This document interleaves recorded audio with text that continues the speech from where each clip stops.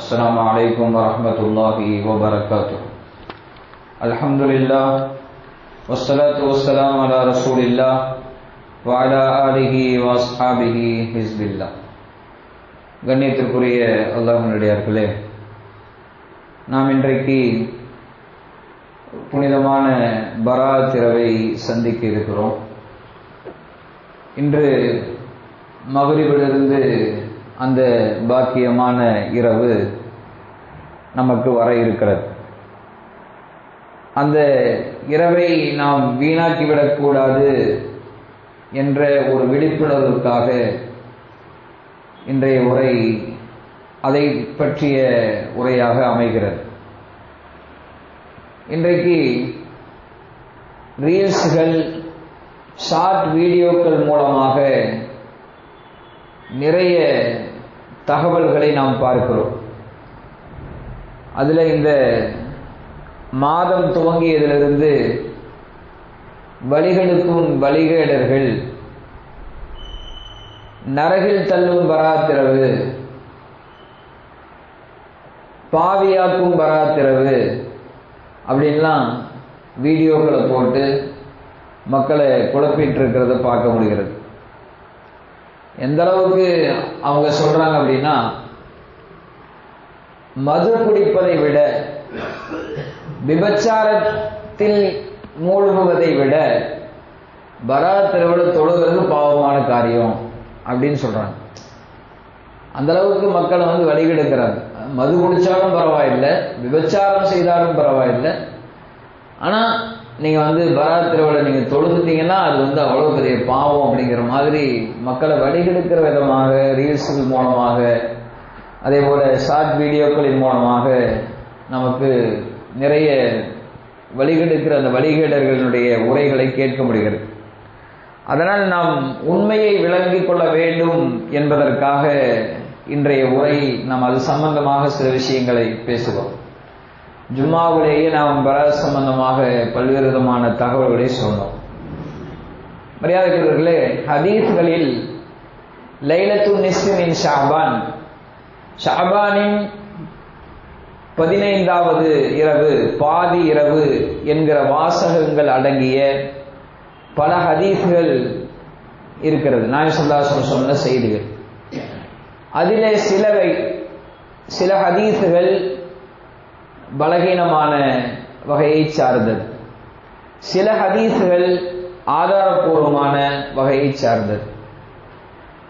பலகீனமான வகையை சார்ந்த ஹதீஸ்கள் என்றால் அந்த அறிவிப்பாளர் சம்பந்தமாக யாராவது குறை சொல்லியிருப்பார்கள், அதனால் அந்த செய்தி பலகீனம் என்று வருகிறது. ஆனால் பலமான ஆதாரங்களை கொண்ட பல செய்திகளும் இந்த பராத் இரவு சம்பந்தமாக, லைலத்துன் நிஸ்ஃபி மின் ஷஅபான் என்கிற வார்த்தையை பயன்படுத்தி பெருமானார் ஸல்லல்லாஹு அலைஹி வஸல்லம் பல செய்திகளை சொல்லி இருக்கிறார்கள், ஷஅபான் மாதம் 15ஆம் நாள் இரவு சம்பந்தமாக. ஆனால் ஒண்ணு நம்ம விளங்கிட போகணும், பலகீனமான செய்தியாக இருந்தாலும் அதை அமல் செய்வது குற்றம் இல்லை. அதை எடுத்து தாராளமாக அமல் செய்யலாம், அதனால தப்பில்லை. ஆனால் ஆதாரபூர்வமான பல செய்திகளும் வந்திருக்கிற போது இதை எப்படி குறை காணுவது என்று நாம் கொஞ்சம் யோசித்து பார்க்கணும். பராத் இரவு என்கிற வார்த்தை ஹதீஸ்ல இல்லை, பராத் இரவு அப்படிங்கிற வார்த்தை ஹதீஸ்ல இல்லை. ஆனால் லைலத்துன் நிஸ்ஃபி மின் ஷஅபான், ஷஅபானின் 15ஆம் நாள் இரவு என்கிற வார்த்தை ஹதீஸ்ல வந்திருக்கிறது. பராத் இரவு என்று நமக்கு அறிஞர் பெருமக்கள் ஏன் அதற்கு சொன்னார்கள் என்றால், பெருமானார் ஸல்லல்லாஹு அலைஹி வஸல்லம் அவர்கள் ஒரு செய்தி சொல்லியிருக்கிறார்கள், இந்த ஷஅபான் மாதம் 15ஆம் நாள் இரவு அல்லாஹு தஆலா அதிகமான நபர்களை நரகத்திலிருந்து விடுதலை செய்கிறான் என்று சொன்னார்கள். பராத்னா விடுதலைன்னு அர்த்தம். அப்ப அந்த ஹதீஸை அடிப்படையாக வைத்து இந்த இரவுக்கு பராத் இரவு என்று பெயர் கொடுக்கிறார்கள் இமாம் பெருமக்கள். மரியாதைக்குரியவர்களே, இந்த இரவில் என்ன நடக்கிறது, என்ன செய்யறோம்? கூத்தடிக்கிறோமா? நம்ம யோசிச்சு பார்க்கணும். எதை நீங்கள் குறை சொல்கிறீர்கள் என்று நாம் அவர்களை பார்த்து கேட்கிறோம். யோசித்து பார்க்கணும், என்ன நடக்குது இந்த இரவுல? மக்ரிப் தொழுகைக்கு பின்னாடி யாசின் ஓதி துஆ செய்யறோம், 3 யாசின் ஓதி துஆ செய்யறோம். சரி, எந்த சிறப்புமே இல்லை அப்படின்னு வச்சுக்குவோம். இந்த இரவுக்கு குர்ஆன் ஓதுறது குற்றமா, யாசின் ஓதுறது குற்றமா, துஆ செய்யறது குற்றமா? யோசிச்சு பார்க்கணும். யார் அல்லாஹ் குர்ஆன்ல சொல்றான், ஃபமன் யஅமல் மிஸ்கால தர்ரத்தின் கைரன் யரா, யார் அணுவளவு நன்மை செய்கிறார்களோ அதற்குரிய கூலி அவர்களுக்கு கிடைக்கும். ஃபமன் யஅமல் மிஸ்கால தர்ரத்தின் ஷர்ரன் யரா, அணுவளவு குற்றம் யார் செய்தாலும் அதற்குரிய தண்டனை அவர்களுக்கு கிடைக்கும் என்று அல்லாஹ் குர்ஆன்ல சொல்றான். இப்ப நம்ம என்ன செய்யறோம்? அந்த இரவுல யாசின் ஓதி துஆ செய்யறோம். இப்ப யாசின் ஓதுறது குற்றமா, குர்ஆன் ஓதுறது குற்றமா, துஆ செய்யறது குற்றமான்னு யோசிச்சு பார்க்கணும். எதை குறை சொல்கிறார்? யாசின் குறித்து பெருமானார் ஸல்லல்லாஹு அலைஹி வஸல்லம் பல செய்திகள் சொல்லியிருக்கிறார்கள். மன் கரஅ ஃபீ லைலத்தின் அஸ்பஹ மக்ஃபூரன் லஹு, நபி ஸல்லல்லாஹு அலைஹி சொன்னார்கள், யார் யாசீனை இரவிலே ஓதுகிறார்களோ அவர் காலை பாவங்கள் மன்னிக்கப்பட்டவராக மாறிவிடுவார் என்று பெருமானார் ஸல்லல்லாஹு அலைஹி சொல்லியிருக்கிறார்கள். இந்த ஹதீஸ் அபூ யஅலா என்கிற கிரந்தத்தில் பதிவு செய்யப்பட்டிருக்கிறது. மன் கரஅ யாசீன் ஃபீ லைலத்தின் இப்திகா வஜ்ஹில்லாஹி குஃபிர லஹு, யார் அல்லாஹ்வின் பொருத்தத்தை நாடி யாசீனை ஓதுகிறார்களோ இரவிலே அவருடைய பாவங்கள் மன்னிக்கப்படுகிறது. இது இப்னு ஹிப்பான் என்கிற கிரந்தத்தில் இந்த ஹதீஸ் பதிவு செய்யப்பட்டிருக்கிறது. பெருமானார் ஸல்லல்லாஹு அலைஹி சொல்லியிருக்கிறார். இப்போ யாசீன் ஓதுறது குற்றமா, குர்ஆன் ஓதுறது குற்றமான்னு யோசிச்சு பார்க்கணும். இரண்டாவது, அன்னைக்கு எப்பவுமே இஷா தொழுகை 8:15 மணிக்கு தொழுவோம். அன்னைக்கு இஷாவை 10 மணிக்கு தொழுவோம். அது பராத்து தொழுகை இல்லை, பராத்துக்கான தொழுகை இல்லை. அன்னைக்கு இஷா தொழுகையை ஒரு 10 மணிக்கு தொழுகிறோம். இப்போ அப்படி தொழுகிறது குற்றமா? யோசிச்சு பார்க்கணும். இஷாவை ஃபஜ்ர் பாங்க் சொல்ற வரைக்கும் தொழுகலாம், எப்போ வேணாலும் தொழுகலாம். இப்போ அன்னைக்கு ஒரு நாளைக்கு கொஞ்சம் இஷாவை தள்ளி வச்சு 10 மணிக்கு கொஞ்சம் அதிகமான மக்கள் வரட்டுங்கிறதுக்காக வேண்டி ஏற்பாடு பண்ணி தொழுகிறோம். தொழுகை விடுறது குற்றம் தான், எல்லா நாளும் தொழுகணும். அன்னைக்கு மட்டும் ஒரு தொழுதானா அதை குறை சொல்ல முடியுமா? குறை சொல்ல முடியாது. அன்னைக்கு மட்டும் தொழுகிறான், அதுக்குரிய நன்மை அவனுக்கு கிடைக்கும். ஆனால் மற்ற நாட்கள் எல்லாம் விட்டதற்காக வேண்டி தண்டனை அவனுக்கு கிடைக்கத்தான் போகுது. அந்த தொழுகைக்கு அவன் பதில் சொல்லித்தான். அன்னைக்கு ஒரு நாளைக்கு இஷாவை லேட்டா எல்லாரும் தொழுகணுங்கிறதுக்காக நம்ம 10 மணிக்கு தொழுகிறோம். அதை குற்றமா? யோசிச்சுப்போம். அது அப்படி செய்வது குற்றமா அப்படின்னு நம்ம யோசிச்சு பார்க்கணும். ஒருத்தன் குறிப்பிட்ட நாள்ல மட்டும்தான் தொழுகிறான் அப்படின்னா அவனை தொழுகாதேன்னு சொல்ல முடியாது. நீ இன்னைக்கு மட்டும் யாரை தொழுகுற அப்படின்னு அவன் கேட்க முடியாது. வந்துட்டான், தொழுகிட்டோம். அல்லாஹ்வுக்கும் அவனுக்கும் உள்ள விஷயம். இதை இப்படி நம்ம லேட்டா தொழுகிறதா, அன்னைக்கு அதிகமான நபர்கள் கூடுறாங்கிறது அந்த தொழுகை கெடுக்கிறதுக்கு கூட இவங்க முயற்சி பண்றாங்க. அப்படிலாம் தொழுகாதீங்க, நரகத்தில் கொண்டு போய் சேர்த்துரும் அப்படின்லாம் வார்த்தைகளை பயன்படுத்துறாங்க. அடுத்து அன்னைக்கு என்ன செய்யறோம்? பயான் செய்யறோம். அல்லாஹ் குர்ஆன்ல சொல்றான், உது இலா சபீல் ரப்பிக்க பில் ஹிக்மத்தி வல் மௌஇதத்தில் ஹஸனா, நீங்க அல்லாஹ்வின் பாதையில் ஞானத்தை கொண்டும் அதே போல நல்ல உபதேசங்களை கொண்டும் மக்களை அலையுங்கள் நல்லா சொல்றோம். அன்னைக்காவது 4 வார்த்தை அல்லாஹ் ரசூலுங்கிற வார்த்தை கேட்கட்டும்னு ஒரு ஏற்பாடு பண்ணா அது கூடாது அப்படின்னா என்ன அர்த்தம்? நம்ம யோசிச்சு பார்க்கணும். அல்லாஹ் குர்ஆன்ல இன்னொருத்துல சொல்லுவான், இன்னமல் முஃமினூன அல்லதீன இதா துக்கிரல்லாஹு வஜிலத் குலூபுஹும் வ இதா துலியத் அலைஹிம் ஆயாத்துஹு ஸாதத்துஹும் ஈமானா, ஆயாத்துஹு ஸாதத்துஹும் ஈமானா.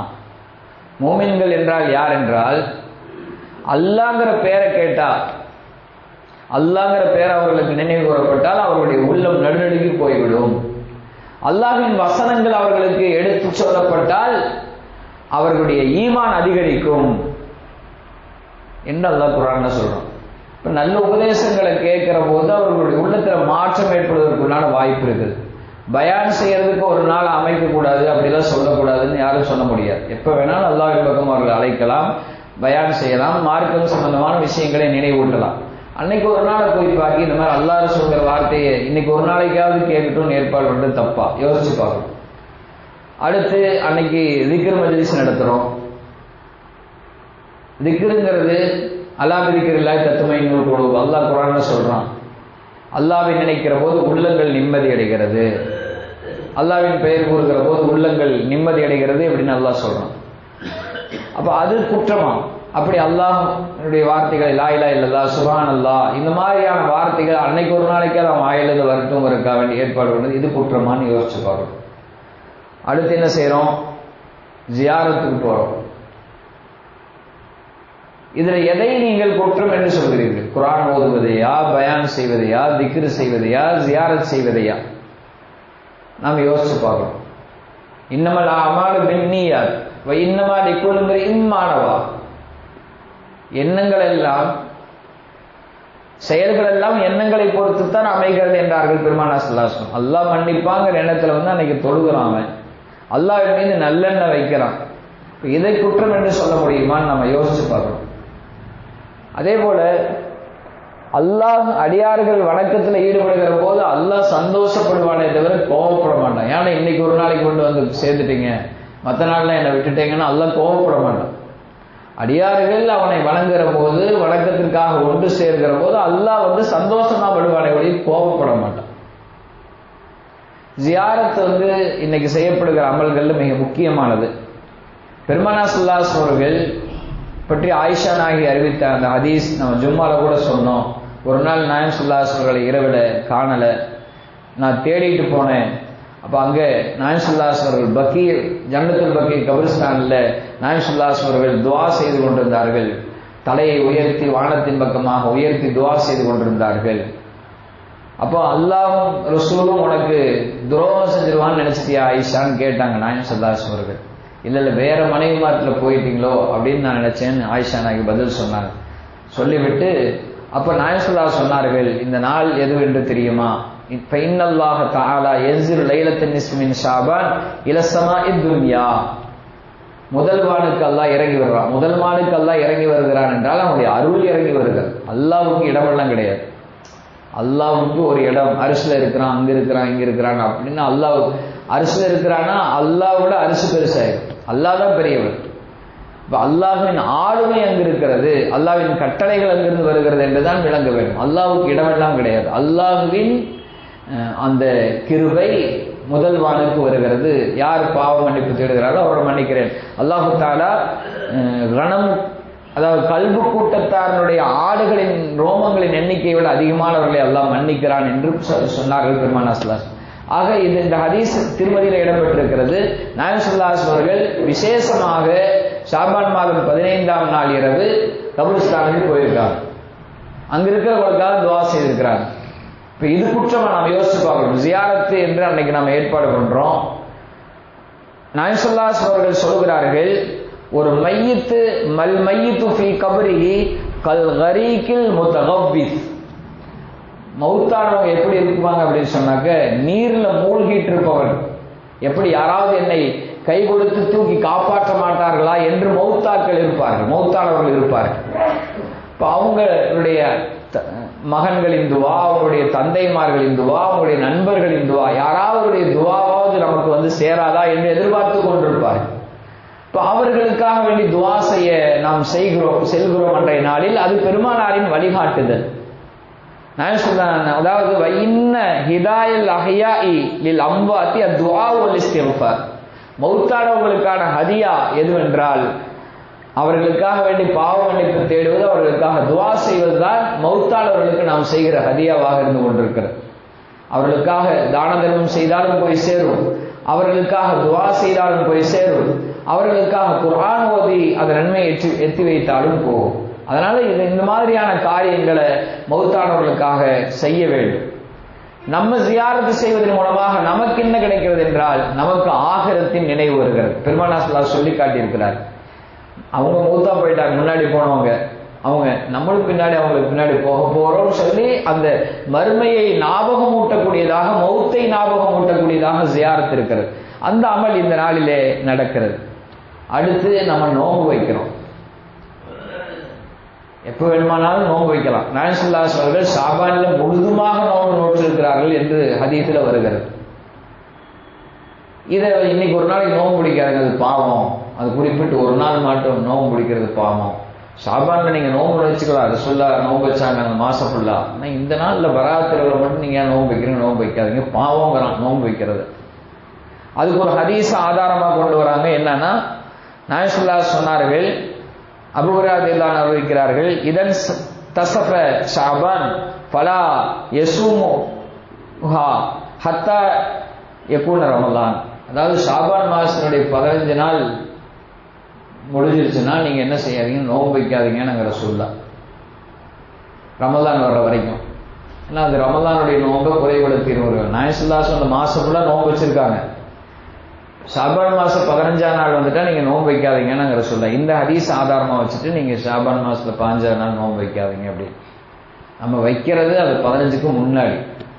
15ங்கிறது இன்னைக்கு நைட்டு நோன்பு வச்சு நாளைக்கு, இன்னைக்கு நைட்டு சரசு நாளைக்கு ஒரு நாள் நோன்பு வச்சாச்சும் 15 முடியுது. அதுக்கு பின்னாடி 16, அந்த 16ல இருந்து ரமலான் வரைக்கும் தான் நோன்பு வைக்க வேண்டாம்னு ரசூலுல்லாஹ் சொன்னாங்க. 16ல இருந்து அந்த மாசத்துல நோன்பு வைக்கிறத வச்சுக்கலாம். குறிப்பா அந்த ரமலானுடைய 15க்கு பின்னாடி நோன்பு வச்சு அந்த ரமலானுடைய நோன்பு வந்து ஃபர்லான் நோன்பு, அதை கெடுத்து விடக்கூடாதுன்னு ரசூலுல்லாஹ் சொன்னாங்க. இந்த ஹதீஸ் ஆதாரமா வச்சுட்டு நீங்க அந்த பராத் அன்னைக்கு மட்டும் நோன்பு வைக்கிறது கூடாது அப்படின்லாம் தேவையில்லாத மக்களிடத்துல குழப்பங்களை ஏற்படுத்தி கொண்டிருக்கிறார்கள். நம்ம அன்னைக்கு செய்யறதெல்லாம் அல்லாஹ்வுக்காக வேண்டி யாசீன் ஓதுறோம், அன்னைக்கு வணக்கம் செய்யறோம், இரவு நேரங்களில் நின்று வணங்குறது சிறப்பான வணக்கம். அந்த வணக்கத்தை செயல்படுத்துறோம். அந்த நாள் முழுசுமாக அல்லாஹ் மகரிபிலிருந்து ஃபஜ்ர் நேரம் வரையிலையும் அல்லாஹ் என்கிட்ட கேட்கறவங்க இருக்கிறாங்களா, கொடுக்குறேன்னு சொல்லிட்டே இருக்கிறாங்கிறக்காக வேண்டி. அப்போ அந்த இரவு நம்ம பால்படுத்தி விடக்கூடாது. இந்த இரவு முழுவதும் வணக்கத்தில் தஸ்பீஹ் நஃபில் கலா தொழுகைக்கு முக்கியத்துவம் கொடுத்து வணக்கத்தில் ஈடுபடுறது, இது போன்ற காரியங்களை நம்ம செய்யணும். அல்லாஹு தஆலா அப்படிப்பட்ட பாக்கியமான அந்த இரவை பாழாக்காமல் பயன்படுத்தக்கூடிய நல்லடியார்கள் கூட்டத்தில் முடியும் அல்லாஹு தஆலா சேர்த்தல் வாய்ப்பான. ஆமீன். வாஹிர் தஅவானா அல்ஹம்துலில்லாஹி ரப்பில் ஆலமீன். அஸ்ஸலாமு அலைக்கும் வரஹ்மத்துல்லாஹி வபரகாத்துஹு. சுப்ஹானல்லாஹி பிஹம்திஹி சுப்ஹானக்கல்லாஹும்ம பிஹம்திக நஷ்ஹது அல்லா இலாஹா இல்லா அன்த வ நஸ்தக்ஃபிருக வ நதூபு இலைக். ஆமீன். சுப்ஹான ரப்பிக ரப்பில் இஸ்ஸத்தி அம்மா யசிஃபூன் வ ஸலாமுன் அலல் முர்ஸலீன் வல்ஹம்துலில்லாஹி ரப்பில் ஆலமீன். ஸல்லல்லாஹு அலா முஹம்மது ஸல்லல்லாஹு அலைஹி வஸல்லம். ஸல்லல்லாஹு அலா முஹம்மது ஸல்லல்லாஹு அலைஹி வஸல்லம். ஸல்லல்லாஹு அலா முஹம்மது யா ரப்பி ஸல்லி அலைஹி வஸல்லம்.